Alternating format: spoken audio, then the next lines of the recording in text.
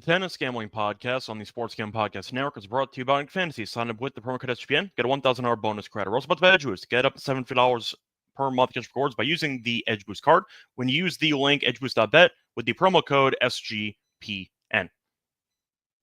And welcome, everybody, to the Tennis Gambling Podcast here on the Sports Gambling Podcast Network. It is currently Friday night, roughly 9 p.m. Eastern Time on April 4th. On our episode, Scott Reichel once again going solo for this pod. Time to get into the semifinal matches in Bucharest and in Marrakech. Apologies again if you were expecting matches for Houston, but unfortunately, since the matches end late, we are not going to have time to actually get into it, because if we waited for the Houston lines to come out, then Bucharest is going to start in about an hour, so I didn't want to bother. Instead, we are skipping Houston again. We'll recap the future so far and how we're doing in that area. The point is, time to get into the four matches we're going to talk about here in Europe for the clay slate. Now, before we get into any of the actual breakdown of the four matches we're going to talk about for Saturday, I want to briefly recap what happened in the last episode. Unfortunately, not a good episode for us. It was our first reverse sweep since the semis of Indian Wells, I think. So it's been a while. Look, we've had a great run. Unfortunately, though, the matches did not work to our favor on Friday. We had some chances, just didn't work out. For the lock, we had Misilic plus 1.5 games at minus 120 against Kaboli, as he did lose in straight sets. Very competitive 2 sets, but unfortunately, Misilic just could not get over the finish line. He was up 4-2 in the first set breaker. He also was up a break in the second set. So there was a path there for him to potentially win, but unfortunately, he just could not serve on a regular basis, I would say effectively enough, in order to hold off Kaboli. I thought Kaboli was the better player, so it wasn't like it was a bad beat or anything, but Misilic did have some chances. Kaboli left the door open, but unfortunately, Misilic just could not actually capitalize on the opportunities. Picked up a loss there, as he did lose in straight sets. For the dog, though, picked up a loss with the Darderi and Capriva over 2.5 sets at plus 130. One of those matches that looks pretty one-sided on the actual scoreboard, but if you actually watch the match, you'd know it was more competitive than that, because the first set was 7-5, then the second set was 6-2. So it looks very lopsided, except for the fact that Capriva and Darderi combined for a 59-minute 6-2 set. So once again, there were a lot of deuces involved, a lot of long games, but unfortunately, you ended up seeing Capriva kind of unravel down the stretch, as Darderi did get the job done there and got revenge after losing to Capriva last Sunday in straight sets. Capriva, I thought, looked okay. At the end of the day, Darderi was very solid. I thought he had a good game plan, and it felt like he was definitely, I'd say, figuring out ways to keep Capriva uncomfortable, mostly through the slice. Felt like he made some adjustments after the loss he had over the weekend, but the slice was definitely frustrating Capriva. Capriva not really, I'd say, known for having any net skills at all. So Capriva was willing to just stay behind the baseline the entire time, and Darderi was throwing slices, a lot of variety, and of course, he does have a better serve than Capriva, and it just felt like Darderi was definitely the, I'd say, aggressor over the entire match, and that paid off as he ended up getting revenge for the loss that he ended up having on Sunday. So overall, once again, not a good episode for us. It happens. A decent episode for the futures, though. I'll get into that in a second. But overall, not a great episode by any means. Check in the comment section, though. I see Ryan stopping by. Nice to see you there. Definitely happy that you appreciate the show. Same thing with Johnson. Happy to see you too. It's all good. Yeah, Corey, I see as well. Nice to see you too. So overall, once again, not the best episode. Apologies there. I will try to get back on track here for the Saturday matches. Now, before we get into anything else, do I want to remind you once again that you can definitely capitalize on the SGPN promo of the week, because Augusta is around the corner. If you're interested in golf, the Masters is definitely going to be happening soon.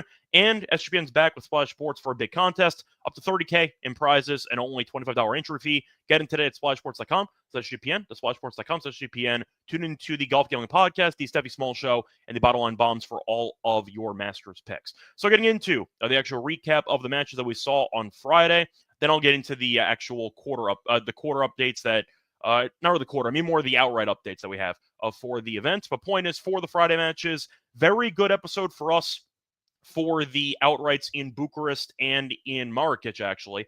As Fucsovics we didn't end up having, but Baez we ended up having. I know we also had Comasanya, so we ended up losing one outright there. We ended up having DeZumer as well. DeZumer was a big one.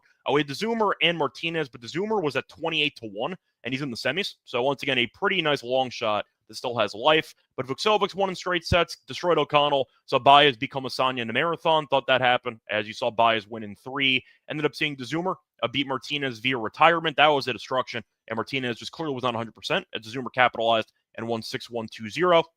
And I said before, Kaboli ended up beating Misilic in a close straight set win for him. As for the matches in Marrakech, we have Baena to win the event, and he ended up beating Borges in straight sets. Bizarre match because Baena had to face 17 breakpoints, and he only got broken twice.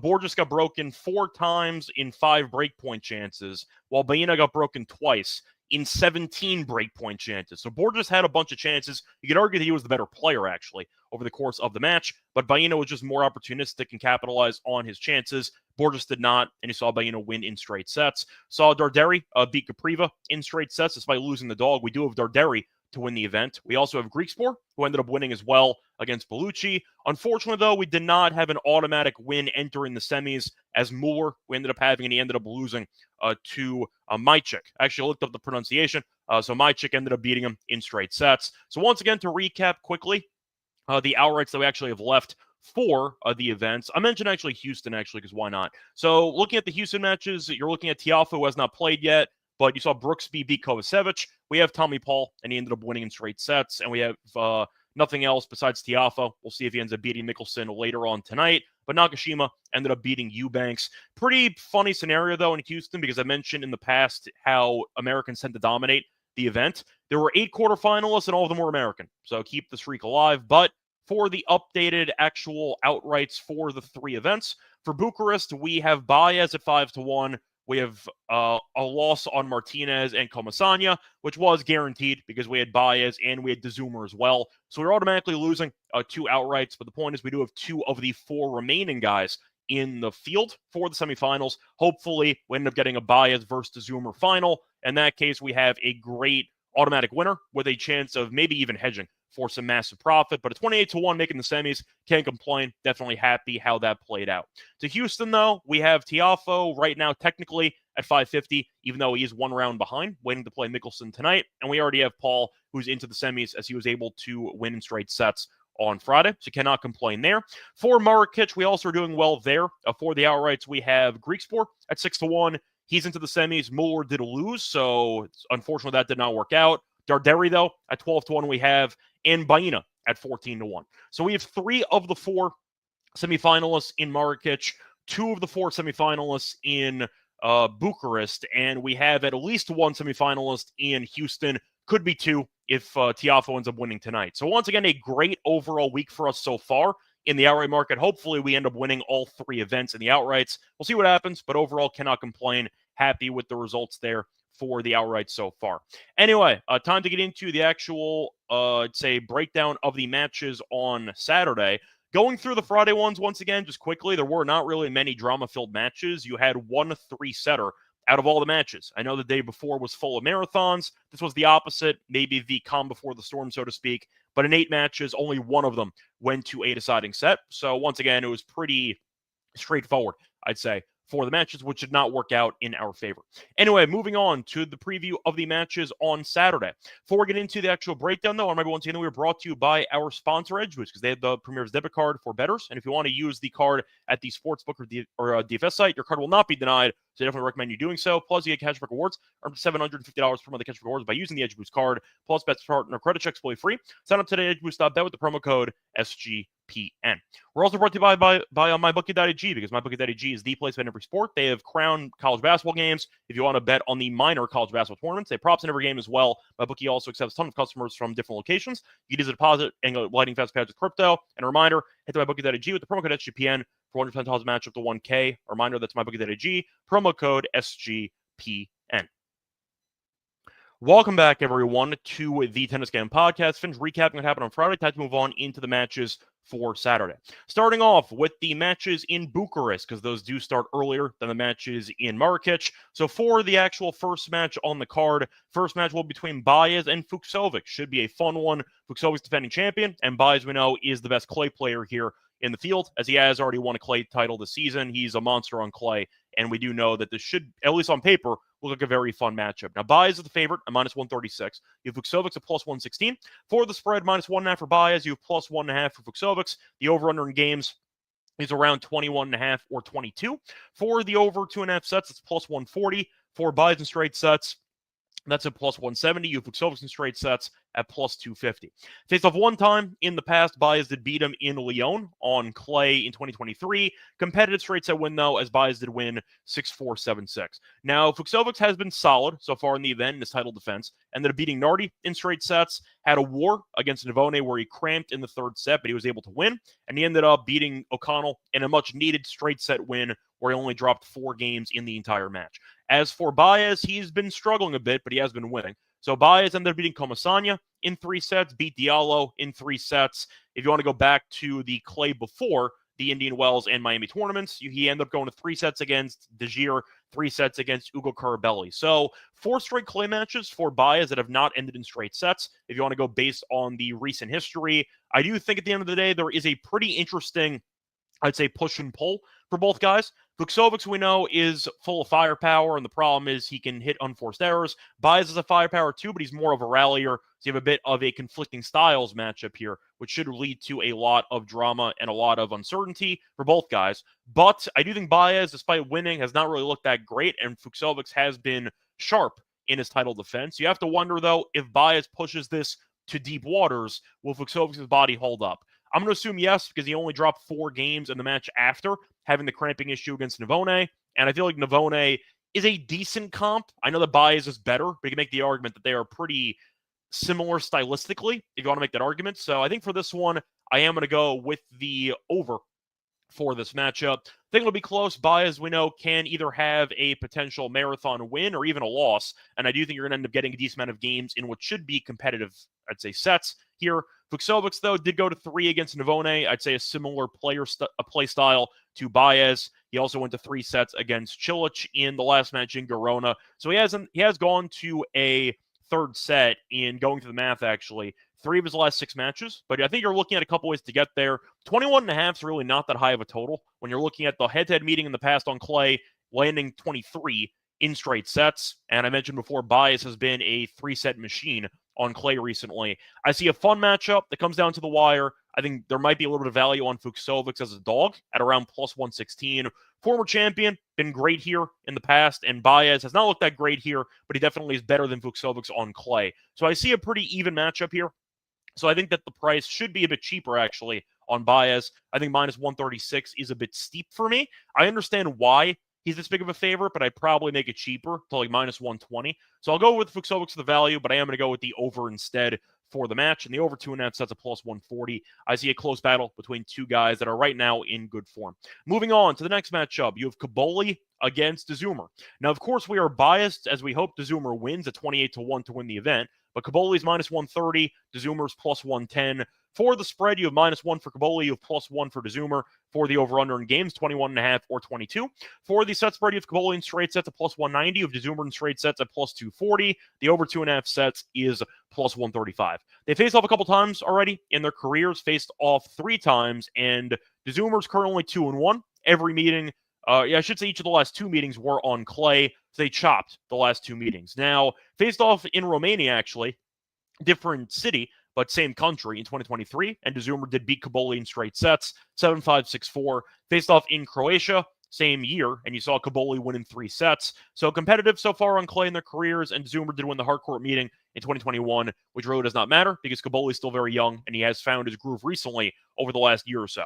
Now, I do want to point out that De Zoomer has been in good form so far in the event, was fortunate that he ended up having a compromised opponent in the last round against Martinez as he ended up quitting. So De Zoomer was able to stay pretty, once again, I'd say fresh over the course of the match because it ended pretty quickly. Now, he had a marathon win against Gianu in the, once again, 3-set marathon there and beat a last-second fill-in in Vacherat as he ended up filling in for Morozin after he ended up leaving with, I believe, a foot issue. As for Cobolli, he had a couple of close calls, beat Gasquet in 3 sets that ended up winning the final set 6-1, and he beat Misalic in the match yesterday, or I should say today, technically, on Friday, 7-6, 6-4. Now, I think based on the current form that Cobolli is in and De Zoomer's in, I understand why Cobolli is a slight favorite. He has looked pretty good here in the event. Yes, I know De Zoomer has I'd say an easier path so far. The problem is he really hasn't beaten anybody, which is why we took him to win the event, but I do think that he has not really faced off against great clay players. Martinez is good on clay, but he clearly was injured because Martinez only won one game in the entire match. So I thought that was more DeZumer getting a bit fortunate with the draw. Giannu's relative unknown. We backed him in the first dog play of the event because Bucharest doesn't play on clay. But Giannu's not really known for being a good clay player. He's fine in the challenger circuit, but I thought that was a pretty favorable draw for DeZumer as well. And Morozin not showing up is definitely a big deal for DeZumer as well. So I do think DeZumer only dropping one set is definitely a good sign for us, but we also strategically picked him because the draw looked very favorable. So I do want to point that out. Kaboli beat Misilic, who had not dropped a set in, I believe, 3 straight matches, who went through qualifying, winning every match in the main draw in straight sets. So even though Misilic's ranking is not that great, definitely a good win based on form. And Gasquet, I know, was not that impressive beating in 3, but still, point is, you're looking at Kaboli, who was in a pretty decent losing streak, and he was able to get back on track here. I think Kaboli, based on the eye test, has looked better so far in the event, so I do think he's worthy being the favorite. It's not that expensive at minus 130. It should be a close matchup. I'm not going to tell you right now that one guy should smack the other. I'd probably go team total over for one of these guys if you want to go for potentially Kaboli at 12.5. DeZumer's at 12, flat at minus 135. So if DeZumer wins the match automatically, you get at least a push. But I think Kaboli probably wins. I think it's going to be close, but I just question DeZumer's serve.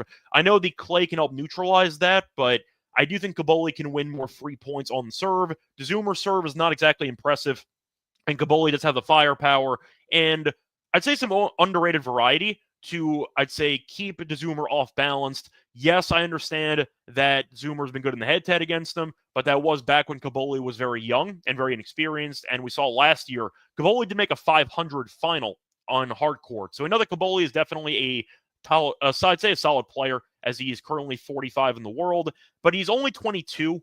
So they faced off when he was like 20, and even when he was about 18.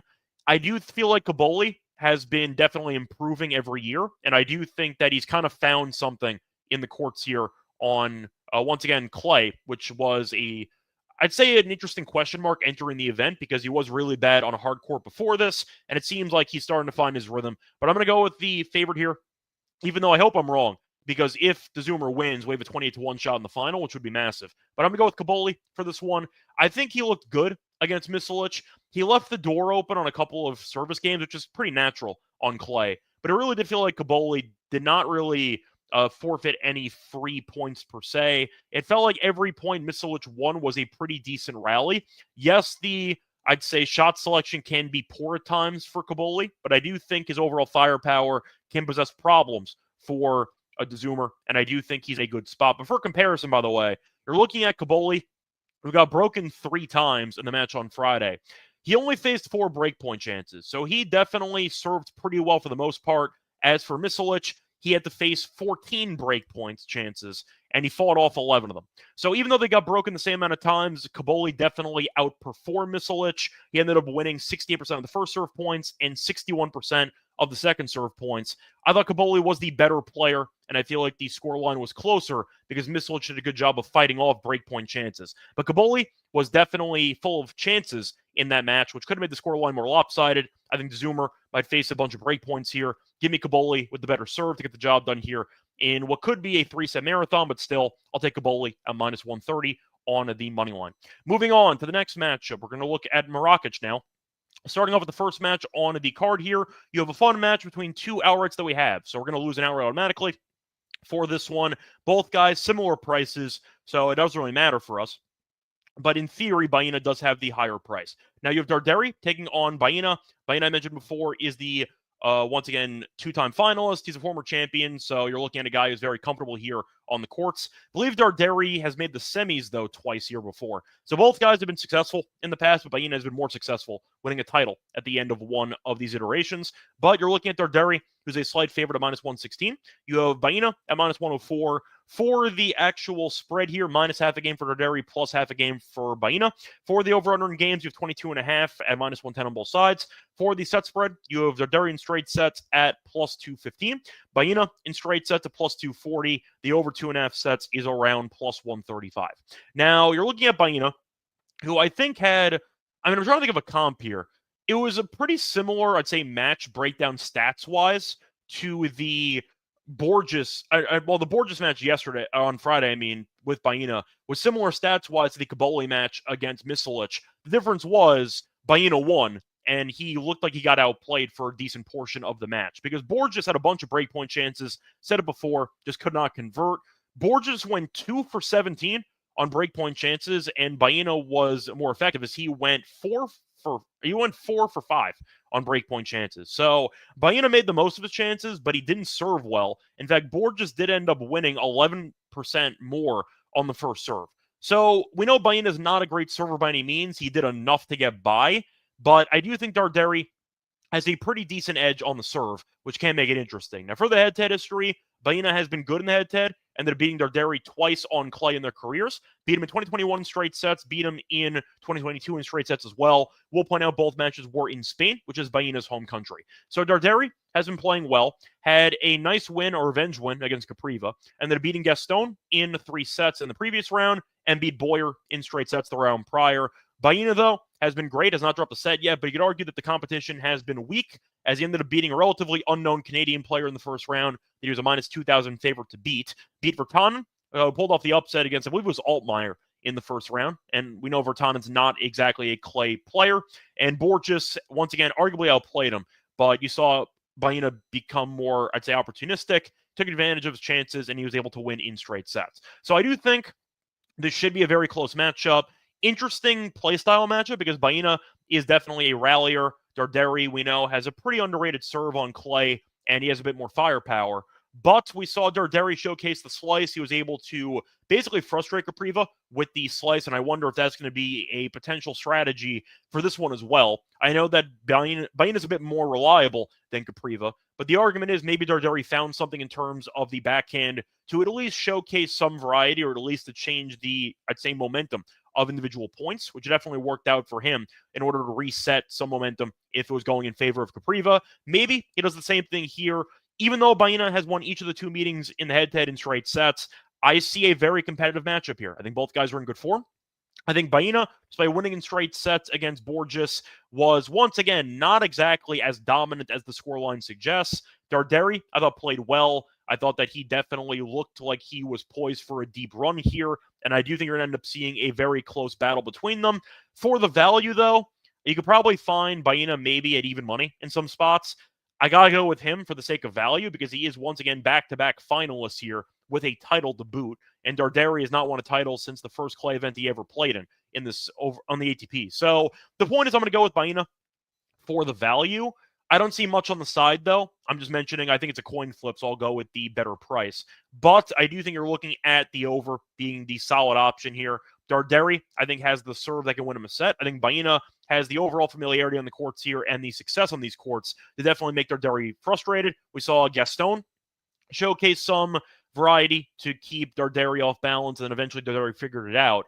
I can see a similar story here, where you're looking at Baena having at least a moment for a set, maybe 2, but I see each guy not going home empty-handed here. I think you're going to see a marathon, which should be fun. To mention the head-to-head history once again, the most recent meeting in 2022 was lopsided. First meeting was a 7-5, 7-6, so I can see a pretty competitive battle here. I think Darderi, with the serve, can win a set, maybe even win the match. But I'm going to go with the over 2.5 sets here for the value. I think plus 135 is a good price for both guys in good form that I think should showcase a pretty solid amount of skills on the courts here. Give me the over 2.5 sets as my main option here. I don't mind the games, though. I preferred the 21.5. It's at minus 150. 22.5 is a bit annoying because I can see a lopsided set where maybe you end up getting even a 7-6, 6-3. It wouldn't shock me. We know it's on clay, so breaks are pretty common. So I think you're going to end up seeing a close battle, but give me the over 2.5 sets at around plus 135 as my main thought for that one. Moving on to the final matchup, you have Griekspoor taking on Mychik. And for this one, you have Griekspoor, who's the favorite, minus 150. Hopefully wins. We have him to win the event at plus 600. But either way, point is he's favored. The over-under in the games is set at 23.5. For the spread here, you have Griekspoor minus 2.5 at plus 120. You have Mychik at around plus 2.5 at minus 150. If you want to go for 1.5, you can get Griekspoor minus 1.5 games, minus 115. You can get Mychik plus the 1.5 games at minus 110. So going to the head-to-head history, Between them, they have faced off one time before, actually faced off in a futures event in 2017 on clay, and Mychik won in straight sets. Does that matter? No. That was basically 8 years ago, but I just wanted to mention they have faced off technically one time on clay in the past. Now, Griekspoor has been playing pretty well, went to 3 sets against Busta, and he was able to win and ended up beating Bellucci handily 6-3, 6-4 in the match on Friday. As for Mychik, though, he has been phenomenal. He went through qualifying, and he's won every set. He is 10-0 in sets here in Marrakech. So you're looking at a guy who went through qualifying, who's in great form, a solid clay player, beat Muller in straight sets. There were a lot of breaks, though, in that match. Beat De Jong, beat Munar. I'd say a pretty decent path on clay. As for Griekspoor, I think that Busta is kind of a weird player to evaluate because he's not really been healthy for a while and has been more of a qualifying guy recently. He's had a hard time getting direct invites into main draws, but still a good win. I don't think Busta's as good of a win as, the name suggests, but still. And then in the beating Bellucci, who's not really known for being a great clay player, but either way, the point is Griekspoor has better serve, but I do think that Mychik has been in good form here. So the question is, should Griekspoor be minus 150? I understand it, but I think it's a bit steep for me. I think based on Mychik's form, not dropping a set in the entire event, including qualifying, I think it should be a cheaper price. I think that the argument would be Griekspoor should be like minus 125. I understand the serve could play a big factor, but Mychik has been phenomenal on the courts here, and Griekspoor has been fine, don't get me wrong, but I do think that Mychik has a certain, I'd say, play style that can frustrate Griekspoor. He's pretty solid. He's got a lot of variety, a lot of talent. I think Griekspoor has a shot at winning the match. I'm not going to dismiss him. But I do think you're looking at a pretty decent option for the dog here. I don't mind the dog for the value. And I think for the actual matchup itself, I don't mind the team total over for Mychik.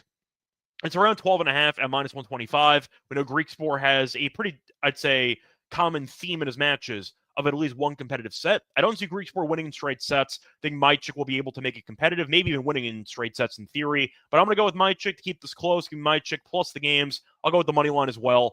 Griekspoor has been fine, but I feel like Mychik has just looked so much more comfortable on the courts here on a regular basis, and I think that he's in line for a potential, I'd say, Cinderella run from the qualifying to the final of the tournament. Give me Mychik for the current form and for the value at this current number. I see Leonard stopping by, and I see you.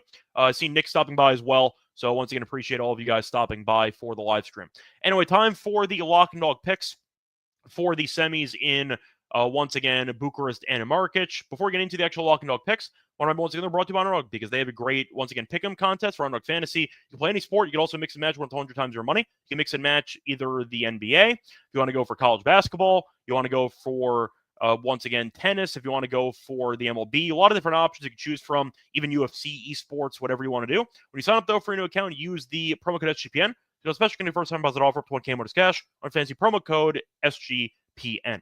We're also brought to you by Rhythm because they are the home for AI-backed picks and props. They're live for Major League Baseball. They have models for NBA and golf. They also have models that you can build yourself. So once again, it's easy and simple to do. If you want to build your own model, you can do so in seconds. And a reminder, you can also try it out for free for a week by using the link sportscampodcast.com with them, sportscampodcast.com, RITHMM.